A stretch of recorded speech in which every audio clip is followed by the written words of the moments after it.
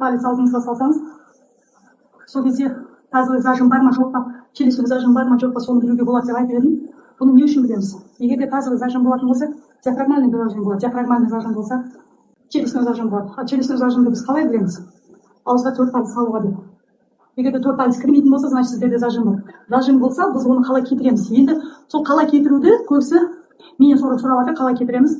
Оның үйде кетіруге болады, бірақ егер де сізде адида, реніш, өкпе көп болатын болса, оның бәрі ішке зажим есебінде қалыптасады екен. Хотя бы мына бір оңай упражнениені істесеңіздер, осы телесно ориентированный терапиясызда үйде өзіңізге көмектесуге болады. Мен қазір мынау үшті 3 зонаға бөлемін. Орта, жан, диафрагма. Осы орта жолдан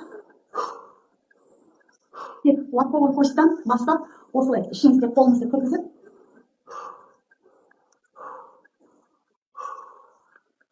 соны 2 секундтан 20 секундқа дейін смотрите, 2 минутқа дейін осылай кіргізіп сақ тұруға болады. Вот смотрите, қолды кіргізіп,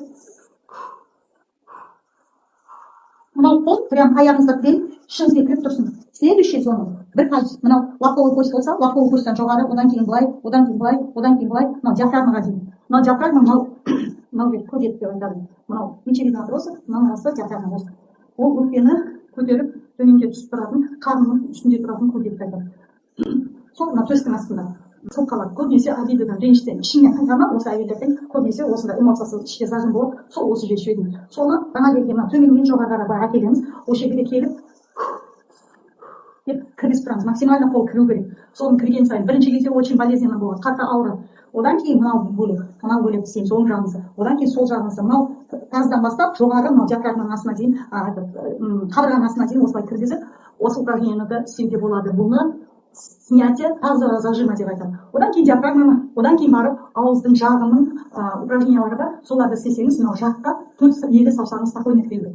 Кіре алмаса, значит сізде мынау іштеріңізде деген сөз. Іште проблема. Іштің өкпе, ренішті, блоки, зажимды кетіру үшін телесно ориентированный терапияға келсеңіздер, бұны оңай, ешқандай қиынсыз кетіруге болады. Ол сеанс 2 сағаттық сеанс. Пожалуйста, бізге келіңіздер, біз көмектесе аламыз.